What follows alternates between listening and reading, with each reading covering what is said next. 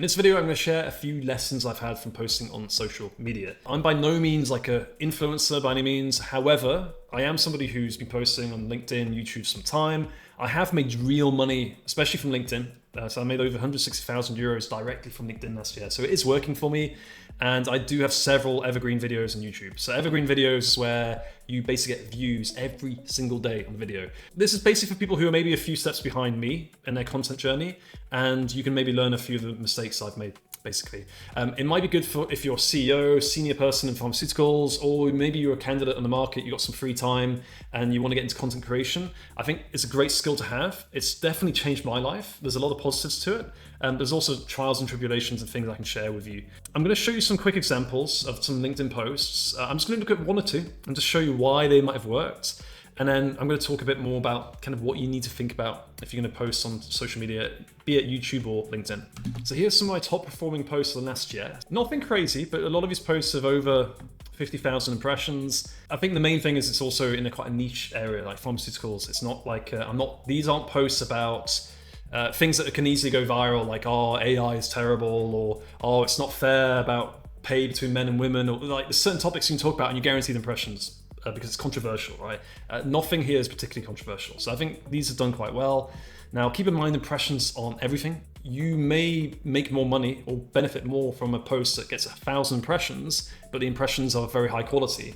You got to keep in mind that if you get a lot of impressions, it appeals to a lot of people, and you might just be targeting a very small target audience. So don't get too lost in impressions is my advice. The main thing I think why all these posts performed well, this one is a very good hook. This BD director quit his job for 30% pay cut. Instantly, that's interesting. It's very rare. His friends called him crazy. 7 years later, he's earning 2 to 3 million a year. You want to press see more, right? Because it's just like super interesting. Like, how did that happen? It's a story. It's basically an opening to a story. Like this happened, but this was said, but this was the result. So this is why this did well. A CEO messaged me on WhatsApp. Matt, we need a VP for affairs. Okay, when can we talk? Question mark. I honestly wrote this very quickly. I didn't think it was going to do very well, but for some reason it performs very well. And I think, again, it's very similar. It's just people are curious about CEOs, they're curious about the topic, and they want to see more. So I think if you look at all these higher performing posts, I think a key thing is just basically that a lot of it's about the hook that you start with.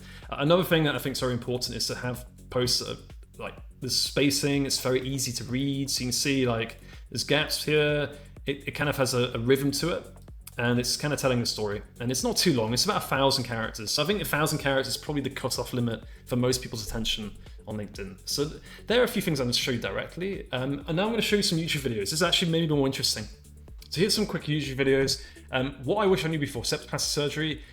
I think the reason this video does well, and so I'll very quickly show it, is that first of all, it's very professionally done. Like, this has got great editing. You can tell it already. It's great. Like, already cut to a purple background. I'm very nicely videoed in this. So it's just very high quality at the beginning. So I think that's one reason people watch and listen to this. The other reason is it's a very specific topic. If you're going to talk about a very niche topic, there's not much competition for septoplasty surgery videos on YouTube. Very few. So you compete. There's not that many people interested in it, but there's not many videos on it. So this is why this video is done well. I can tell you that straight away. Hassan's bed review, $15,000 for a bed.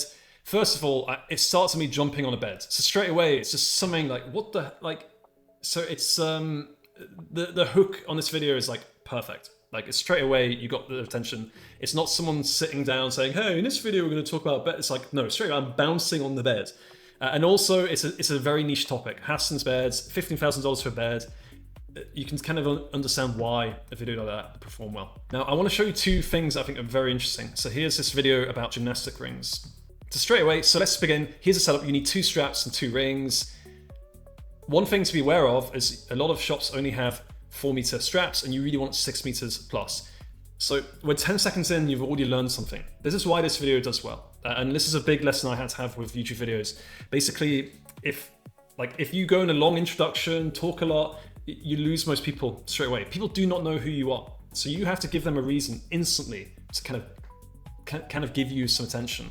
So the reason this kind of works is basically, within 10 seconds, you've given that person reason to continue listening because they've already learned something from you.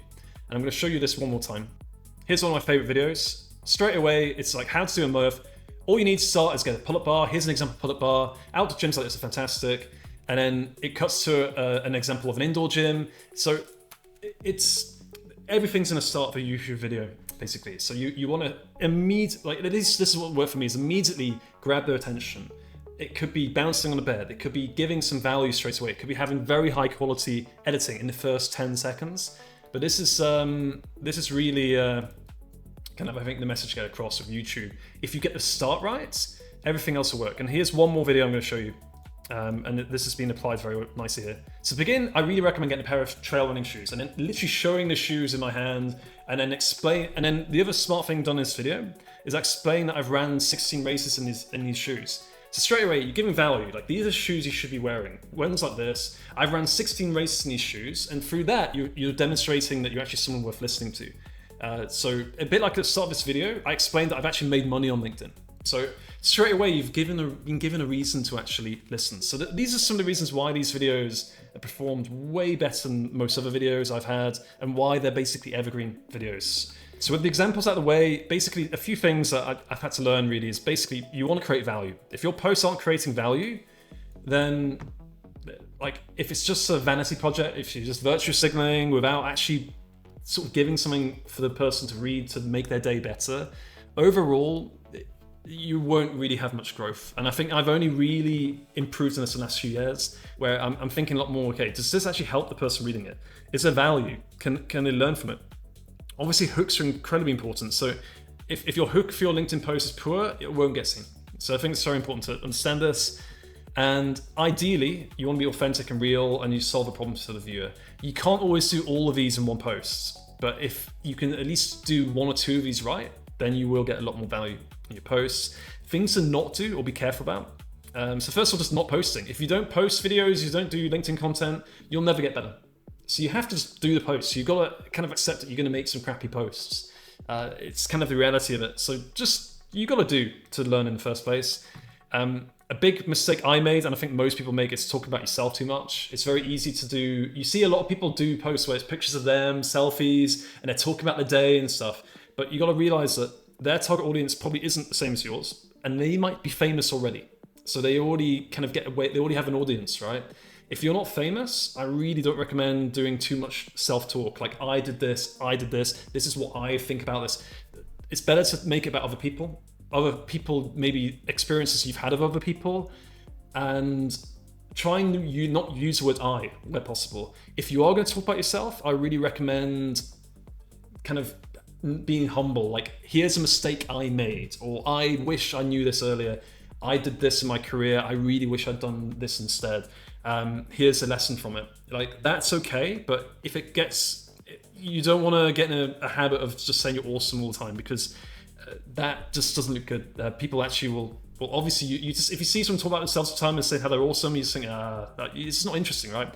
And just avoid overthinking. You just got to post, obviously, but these are some things I wish I'd probably got more involved with earlier, and I still make a mistake. Here's kind of reasons what I think content can offer, or what it offers me. So I think, first of all, if you post content and you have followers, it does give you a bit of a halo effect. So you just get treated better than you probably deserve. It's a similar thing if you're a very good-looking person. Good-looking people are treated better. Same with influencers. If you have 20,000 followers, a lot of people see your content, they just warm up to you more than if they didn't. And so that's the thing. And this is one of the biggest benefits. It's like, it's all tribal psychology. If people see you as an authority in some sense, you just get treated better. We can agree if it's a good or bad thing, but it's just a reality, right? So it can create a halo effect once you've got a kind of lot of consistent posts and people know about you. It can help you find clients. So basically, just by being known, it means you're in the running. And one thing to keep in mind is a lot of time, clients aren't going to come to you from LinkedIn. But the good thing is at least they might know about you. So if you message a client and they've seen some of your posts, it's no longer a cold approach. They already know you. So you got a much higher ROI in your outbound, basically. So I don't think going fully inbound from LinkedIn is realistic, if I'm honest, but it can help you with your outbound. So you can sell products if you're a proper influencer, but I'm not at that level yet, so I'm not going to talk too much about this. It can generate you alternative careers. be it better connections. It can help you maybe pivot into a different area that you might be passionate about. If you can make content and get good at content, you've got a different career. Basically, you can do anything with your life because content is one of the most powerful things in the world. It's basically marketing on acid. It's fantastic if you can get good at making content. I'm not there yet, but I'd like to be there. And obviously it just allows you to be creative, you can connect with people. So there's a lot of benefits that you can get from posting content. I think there are some things that probably won't help you with, however.